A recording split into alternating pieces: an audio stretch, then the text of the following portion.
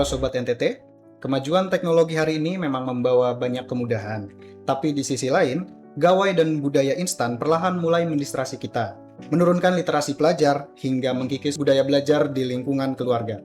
Menjawab tantangan ini, pemerintah daerah merilis Peraturan Gubernur Nomor 24 Tahun 2026 tentang jam belajar masyarakat. Aturannya jelas, mulai pukul 18.00 waktu Indonesia bagian tengah, selama 90 menit, pelajar diharapkan fokus di rumah untuk membaca, mengulang pelajaran, hingga mengerjakan tugas, sekaligus mengurangi aktivitas digital yang kurang produktif. Tapi sebuah regulasi tentu tidak akan berdampak tanpa ekosistem yang mendukung. Nah, hari ini kita akan bedah tuntas penerapan kebijakan jam belajar masyarakat, mulai dari kesiapan sekolah, peran guru dan orang tua, hingga tantangan nyata dalam membangun budaya belajar yang konsisten. Nah, Sobat NTT, di studio saat ini sudah hadir bersama kita Kepala Bidang Pembinaan Pendidikan SMK, Dinas Pendidikan dan Kebudayaan Provinsi Nusa Tenggara Timur, Bapak Ayub, SP Sanam MPD. Selamat datang Bapak. Apa kabar Bapak hari ini? Kabar baik, Pak. Baik, terima kasih banyak Bapak sudah meluangkan waktu untuk berbincang bersama kami. Baik Bapak Ayub, hari ini kita akan membedah penerapan Peraturan Gubernur tentang jam belajar masyarakat yang mulai berjalan di tahun ini Bapak ya. Sebagai pembuka Bapak, bagaimana Bapak sebagai pembina sekolah SMK memandang lahirnya Pergub Gerakan Jam Belajar ini Bapak? Baik, pemirsa sekalian, sebenarnya latar belakang Pergub ini keluar itu didasarkan pada yang pertama, di NTT dari indeks kegemaran membaca kita itu di 62,5%. Ini kegemaran membaca. Ini di atas dari rata-rata nasional di 54. Tetapi dari pengukuran hasil tes kemampuan akademik kemarin, NTT menempati urutan 3 terbawah dari literasi dan numerasi. Nah, dari hasil kegemaran membaca ini ternyata bahwa memang perlu ada perbaikan dalam sistem pembelajaran kita. Nah, di mana peran untuk peningkatan kompetensi peserta didik kita itu bukan hanya menjadi tanggung jawab sekolah. Ya, karena ada 4 pilar saat ini, yaitu kita kenal dengan sekolah, kemudian lingkungan di mana anak itu berada, ditambah lagi dengan bagaimana peran masyarakat yang ada di sekitar lingkungan dia berada. Dan yang terakhir saat ini adalah bagaimana media itu mempengaruhi anak itu. Media diikutsertakan sekarang. Media sangat berpengaruh pada kompetensi dari anak kita. Nah, oleh karena itu maka di tengah distraksi ya, dengan mengakses gawai handphone seperti game online, ya, kemudian hiburan di menggunakan internet, melalui gawai dan perangkat lainnya, itu tidak salah. Tetapi itu yang mempengaruhi anak-anak kita minim motivasi belajar. Nah, ditambah lagi dengan kebiasaan saat ini, ya tentu berbeda di kota dan di desa. Bagaimana perhatian orang tua untuk pendidikan anak? Seringkali orang tua merasa bahwa itu sudah menjadi tanggung jawab sekolah. Nah, dengan beberapa hal yang saya sampaikan ini, maka perlu ada kebijakan untuk menjadi solusi bagaimana kita tingkatkan ya, kompetensi sumber daya manusia kita melalui kebijakan waktu belajar, bukan hanya di sekolah, tapi juga di rumah. Ya, kalau tadi kan Bapak sebutkan bahwa ada 4 pilar Bapak ya, seperti itu yang bisa mempengaruhi semacam budaya belajar anak atau pelajar. Tapi pertanyaannya Bapak, kenapa kemudian keluarga ini yang difokuskan dalam Pergub ini Bapak? Baik, keluarga itu adalah guru pertama. Karena sejatinya dari 24 jam anak itu, hanya 8 jam anak itu ada di sekolah. Tentunya upaya maksimal yang sudah dilakukan oleh sekolah, ya, terlepas dari perbedaan ya kualitas pembelajaran di tiap sekolah, tapi upaya itu sudah dilakukan oleh sekolah. Nah, untuk meningkatkan ini memang kita perlu upaya yang ekstra, Ya. di mana para orang tua juga kita minta untuk bisa berpartisipasi. Oke. Karena bukan yang kita bangun hanya pengetahuan anak, Ya. tetapi kita bangun bagaimana karakter anak, Oh, iya. disiplin, ya. Dan itu dimulai dari keluarga juga. Oleh karena itu, peran waktu belajar di rumah itu di samping itu mendekatkan orang tua dan anaknya. Kita tahu bahwa anak-anak yang sering bermasalah itu karena faktor utamanya, salah Ya. satunya adalah bagaimana hubungan dengan keluarganya. Oh, Nah, ini perlu untuk menjadi catatan agar anak-anak kita tidak hanya diajarkan di sekolah, ya. tapi mereka mendapatkan tambahan ya pengetahuan yang diberikan oleh orang tua. Oke. Nah, di dalam peraturan itu juga memang sudah diatur bahwa itu tidak soal hanya apa yang diajarkan di sekolah, Sekolah, ya. kemudian diulang di rumah, tapi ada hal-hal positif yang bisa diberikan oleh keluarga pada anak itu. Jadi Ya, memang membutuhkan kolaborasi bersama Bapak ya, dan betul, keluarga ini bisa ikut andil dalam pembentukan karakter itu Bapak ya. betul. Lalu kalau begitu Bapak, peran sekolah ini Bapak dalam implementasinya itu bisa mendukung dalam hal apa nih Bapak terhadap gerakan jam belajar ini? Ya. Baik, sebelum sampai ke situ saya ingin menambahkan ya bahwa jam belajar yang sudah diatur di Pergub 24 itu anak-anak dapat mengerjakan tugas-tugas mereka yang mereka dapatkan di sekolah, Sekolah. itu dapat dikerjakan di rumah. Iya. Kemudian mereka juga dapat diberikan waktu untuk membaca buku bacaan, dan juga bisa dibimbing, didampingi oleh orang tuanya, diawasi oleh orang tuanya Iya. untuk membaca kitab suci misalkan. Kemudian juga bisa didampingi oleh orang tuanya bagaimana mengajarkan sopan santun. Ya. Bisa diajarkan untuk yang siswi kita ya, yang ada di usia sekolah, yang ada di rumah, mungkin diajarkan oleh mamanya bagaimana memasak dengan baik. Itu bagian pembelajaran. Betul. Nah, karena waktu itu di 18.00 sampai 19.30, itu kalau yang muslim itu pasti akan ketemu dengan waktu sholat. Iya. Nah, pembelajaran dimaksud juga bisa untuk bagaimana mengaji dengan baik, bagaimana membaca Quran, yang Kristen, Katolik, membaca Alkitab, mereka diajar beribadah bersama. Nah, ini tindakan-tindakan yang dilakukan dengan keterlibatan orang tuanya adalah membiasakan anak untuk melakukan hal-hal positif. Nah. Dibandingkan dengan di jam-jam itu, anak-anak kita berada di mall misalkan. Ya. Mereka ada di luar kontrol orang tua. Hal-hal negatif bisa saja terjadi jika kita membiarkan mereka di waktu-waktu itu.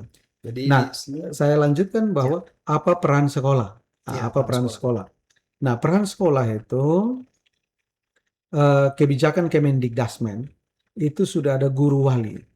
Nah, kalau misalkan yang kuliah, dulu kita punya pembimbing akademik. Ya, dosen pembimbing. Nah, dosen pembimbing akademik misalkan. Nah, di jenjang pendidikan dasar dan menengah saat ini, itu sudah ada guru wali. Baik. Seorang guru dapat menangani belasan sampai puluhan anak wali. Baik. Nah, diharapkan untuk nanti apa yang dilakukan di rumah ya, itu akan dicatat oleh anak, kemudian akan ditandatangani oleh orang tuanya melalui pendampingan dan pengawasan, kemudian akan diperiksa oleh guru wali. Sebenarnya Mas Fahri, pola ini sudah sering dilakukan ya. Mohon maaf bagi Mas Fahri dan teman-teman yang agama Muslim. Kalau di Kristen dan Katolik itu biasanya di tiap minggu itu ada mereka menulis buku mingguan ke gereja, apa yang dikhotbahkan mereka tulis, merangkum apa isi khotbahnya, kemudian ditandatangani oleh pendeta atau pastornya, kemudian akan diperiksa oleh guru agama.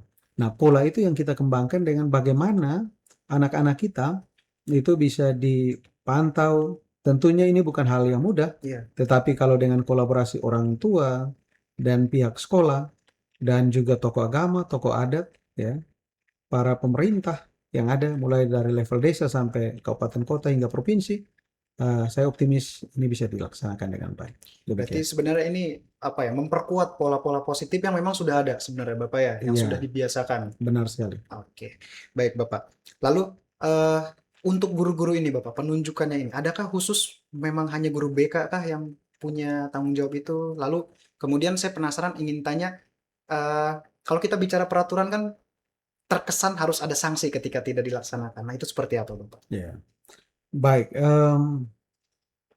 Guru yang terlibat dalam program ini adalah semua guru. Semua guru. Semua Baik. guru yang pasti dengan SK kepala sekolah menunjuk sebagai guru wali. Baik. Jadi semua anak di sekolah itu akan dibagi pada sejumlah guru yang ada di sekolah itu. Ya. Nah, tentunya semua guru harus mengambil peran ini. Nah, terkait dengan bagaimana implementasinya, ya, sudah pasti akan ada supervisi. Ya, supervisi oleh sekolah, oleh kepala sekolah, dan juga melibatkan para pengawas kita. Memastikan bahwa apakah pola pelaksanaan pembelajaran yang sudah dengan kebijakan pemerintah daerah ini itu dilaksanakan dengan baik atau tidak. Jadi dari sisi supervisi itu akan dilaporkan secara berjenjang untuk kewenangan Dinas Pendidikan Provinsi, yaitu SMA, SMK, dan SLB, itu dilaporkan secara berjenjang oleh pengawas kepada kepala cabang dinas atau korwas bagi yang tidak memiliki cabang dinas, dan akan secara berjenjang dilaporkan kepada Dinas Pendidikan. Itu model evaluasi yang kita terapkan. Berarti memang sudah ada sistemnya Bapak ya, Ya. sudah terbentuk gitu. Ya. Lalu Bapak strategi apa yang dilakukan pihak sekolah untuk membangun kerjasama dengan keluarga, dengan masyarakat? Bahkan tadi Bapak bilang kita tahu tambah satu Bapak ya pilarnya, media. Media. Nah itu kerjasama seperti apa Bapak yang dibangun strateginya? Baik, jadi sebenarnya sebuah kebijakan itu mau diterima dan dilaksanakan. Tadi Mas juga menanyakan bahwa seperti apa sanksinya. Iya. Nah, di Pergub ini kita tidak menerapkan sanksi seperti apapun ya. Baik. Kita hanya kalau belum melaksanakan maka kita akan sosialisasikan lebih baik lagi. Baik. Kenapa? Karena kita tidak mengharapkan adanya perubahan budaya Ya. karena paksaan, Betul. tetapi karena kesadaran. Baik. Nah, karena kesadaran bersama itu bisa terjadi kalau semua ekosistem ini itu punya kesadaran bersama. Ya. Nah, hal yang kita lakukan adalah yang pertama, sosialisasinya memang harus masif dilakukan. Saat ini Dinas Pendidikan sudah melakukan sosialisasi baik secara daring maupun offline. Itu sudah di beberapa kabupaten. Kemudian akan kita teruskan untuk kabupaten lain. Dan di saat sosialisasi ini kami harapkan untuk sekolah, bukan harapkan ya, kami wajibkan sekolah untuk melakukan sosialisasi ini langsung pada orang tua. Oke. Nah, kita punya 290.000 siswa SMA, SMK, CNTT, SLB, CNTT. Nah, diharapkan kalau setiap keluarga ya, kita punya kurang lebih ayah dan ibu, kalau kita anggap lengkap ada 600.000, maka 600.000 masyarakat kita sudah mendapatkan informasi ini. Dan itu saling Iya, tersambung dan terus saling Bapak ya? tersambung Oke. melalui pembicaraan di lingkungan. Iya. Nah, ini diharapkan untuk bisa disebarluaskan model sosialisasi ini. Kemudian kami juga akan memaksimalkan untuk informasi-informasi melalui media sosial kita di Dinas Pendidikan maupun melalui sekolah ya. Informasi-informasi itu bisa disebarkan ke masyarakat agar dapat dilaksanakan. Demikian. Lalu Bapak, kita kan tahu Bapak, sekarang tantangan terbesar ini dari gawai kita sendiri, Bapak. Bagaimana sekolah melihat persoalan ini, Bapak? Terutama kaitannya dengan siswa dan jam belajar ini, Bapak. Iya. Baik, pemirsa sekalian ya, bahwa tantangan tersendiri kita, gawai ini mempengaruhi kehidupan semua manusia ya, termasuk juga anak-anak kita. Nah, karena akses orang Indonesia menggunakan gawe itu kurang lebih 5 sampai 7 jam per hari. Nah, anak-anak kita juga terpapar itu. Maka langkah yang dilakukan adalah bagaimana kita mengambil waktu untuk meniadakan gawe pada jam 90 menit itu di jam 6 sampai jam 7.30 malam ya. Di mana anak-anak kita rehat sejenak dari game online mereka, dari media sosial mereka, dan yang mereka lakukan adalah mereka belajar dari sumber informasi seperti buku, orang tua, dan melalui diskusi-diskusi hangat di keluarga, itu sangat dibutuhkan. Baik, Bapak. Kalau tadi Bapak bilang diharapkan jadi siswa ini dalam waktu jam 6 sampai jam 7.30 itu untuk fokus membaca dan sejenisnya. Adakah Bapak program atau inovasi tertentu yang mendukung gerakan literasi semacam itu, Bapak? Ya, kita maksimalkan peran sekolah karena kebijakan ini memang tidak serta-merta akan dapat terlaksana jika itu sentralistik Ya, dari provinsi misalkan. Maka kita harapkan peran sekolah di mana media yang ada, gawe yang ada itu digantikan dengan sumber belajar lainnya. Maka kita harapkan sekarang dengan buku-buku yang sudah tersedia di sekolah misalkan, maka itu menjadi sumber belajar yang wajib dibagikan pada anak-anak. Jadi ada program inovasi yang dilakukan oleh sekolah untuk memastikan bahwa waktu belajar di rumah itu dikontrol. Mereka tidak secara mandiri, tetapi dengan tahapan-tahapan yang dibuat oleh sekolah seperti apakah tugas terstruktur, mereka mengerjakan sesuatu yang positif bersama orang tua, kemudian bagaimana mereka membaca buku misalkan, dan itu dibuatkan ringkasan dan seterusnya. Nah, ini hal-hal positif yang sebenarnya bisa dilakukan oleh sekolah. Demikian. Baik, Bapak. Dalam implementasinya nanti, tantangan apa yang paling mungkin terjadi, Bapak, dalam penerapan Pergub ini? Tantangan yang pertama itu sebenarnya karena ini dilaksanakan di rumah, maka keluarga itu menjadi center dari pelaksanaan kebijakan ini. Nah, tantangan yang pertama adalah kesibukan orang tua dan keluarga pendamping. Ini memang harus diberikan perhatian yang cukup oleh keluarga.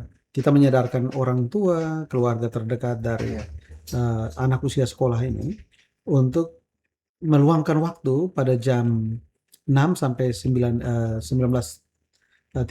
jam 7.30 untuk berada di rumah. Nah, tantangan yang kedua adalah tingkat pendidikan orang tua. Tentunya orang tua yang mungkin dia tidak akan memahami bagaimana belajar matematika misalkan. Dia mungkin tidak memahami bagaimana belajar seni budaya ya. Tetapi kalau dia meluangkan waktu untuk mengawasi anak dalam tanda kutip ya, bukan mengawasi untuk dengan kekerasan dan seterusnya, tetapi dia mendampingi anaknya untuk belajar. Nah, waktu bersama anak itu merupakan hal yang berharga sebenarnya untuk mereka bisa belajar dengan baik. Dalam hal ini orang tua bukan menjadi guru ya, tapi menjadi pendamping. Menemukan solusi dari apa yang dihadapi anak itu di saat belajar. Itu peran yang sebenarnya yang dibutuhkan oleh orang tua. Nah, kalau orang tua yang mungkin tidak memahami apa yang dipelajari, ya, sudah pasti bahwa orang tua itu punya sejumlah hal yang bisa dibagikan pada anak itu. Sudah saya bilang tadi bahwa tidak semua melulu soal pembelajaran, tetapi pembelajaran berdasarkan apa yang dipelajari di sekolah. Tetapi apa nilai-nilai positif yang bisa dibagikan ke anak? Mulai diskusi-diskusi tentang masa depannya, diskusi tentang bagaimana dia menghadapi masalah, dia menyelesaikan masalah. Nah, itu hal-hal positif yang kita bangun kemitraan antara keluarga ini ya untuk membangun kompetensi anak. Nah, itu yang baik, Bapak. Tapi mungkin gini, Bapak, ada sedikit kekhawatiran, Bapak. Justru sebenarnya ada semacam fenomena anak ini justru diberikan gadget dengan sengaja oleh orang tuanya agar orang tuanya tidak disibukkan gitu dengan anak. Nah, itu kira-kira tuh bagaimana, Bapak? Ya, baik. Jadi kenapa gadget ini perlu kita waspadai. Karena semua informasi di gadget itu informasi yang cenderung singkat, ya, yang bisa diakses anak, yang belum pasti kebenarannya. Jadi anak akan disebarkan dengan berbagai macam informasi yang belum pasti, itu validitas informasi itu dapat dipertanggungjawabkan. Nah, dalam hal ini kita minta untuk orang tua mengabaikan gawai. Jadi saat belajar, gawai, HP ini itu disingkirkan baik oleh orang tua maupun anak. Oh, keduanya Bapak. Keduanya. Keduanya. Jadi jangan sampai orang tua bilang anaknya belajar diawasi tapi orang tuanya main gawai. Gawai. Nah, itu cenderung tidak ada terbangun chemistry antara anak dan orang tua. Ya. Nah, yang kita harapkan adalah memang terbangun suasana kekeluargaan, ada perhatian dari orang tua, bagaimana mendampingi anak. Itu investasi yang mahal untuk anak-anak kita. Dan saat ini memang dengan kemajuan teknologi ini, ya, perhatian itu merupakan sesuatu yang mahal yang harus kita berikan. Karena kita sadar bahwa HP itu mendekatkan yang jauh, tapi menjauhkan yang dekat, terutama keluarga kita. Nah, ini tantangan berikut adalah memang berkomitmen tidak secara konsisten orang tua bersama anak. Maka perlu dibangun kesepakatan bersama, kesepakatan positif, di mana anak dan orang tua itu pada jam itu mereka bersedia untuk melepaskan, ya, kecanduan pada gawai untuk bisa saling berinteraksi dalam mendampingi pembelajaran anak itu. Baik. Jadi ternyata kuncinya itu adalah kesepemahaman yang bersama, kesepakatan bersama, seperti itu. Baik Bapak, terakhir ini Bapak, apa harapan Bapak sebagai pemerintah, katakanlah seperti itu, dalam memandang peraturan ini ke depannya? Peraturan ini baik sekali untuk kondisi pendidikan NTT yang perlu peningkatan. Baik. Tapi kuncinya memang itu pada kolaborasi kita semua. Kebijakan yang positif ini memang perlu kita dukung, ya.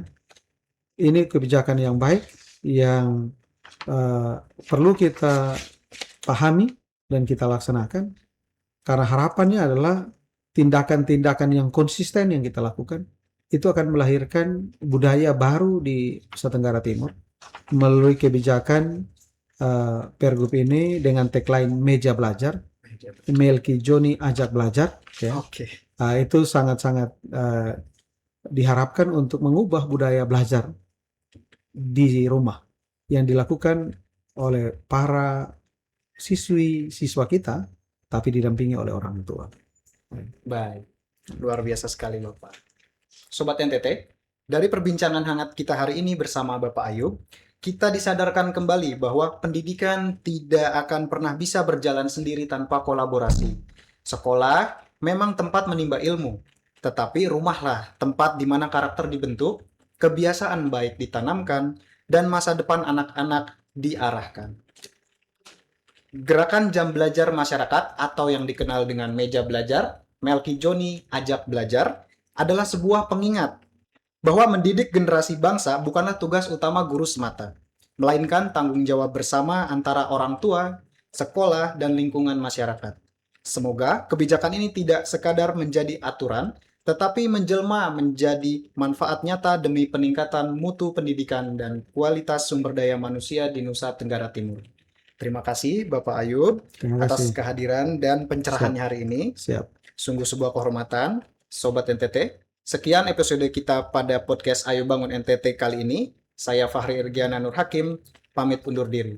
Ayo bangun NTT, ayo bangun Indonesia.